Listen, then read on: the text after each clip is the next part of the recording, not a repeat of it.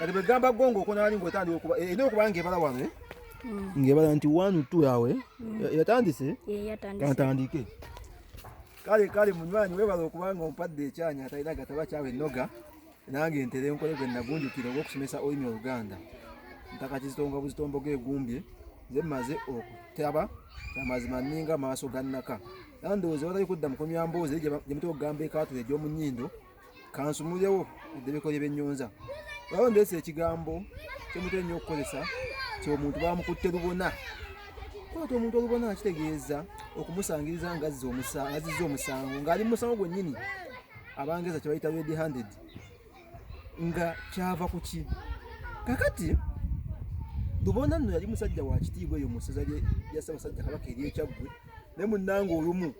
eyasookera dde okukwatibwa mu mize egy'obusezi era abantu bagenda basaakaanya nti bamukutte lubona ng'asera weewaava ekisoko ekyo kale kati ndowooza mukitegedde bulungi era engeri gye mmaliriza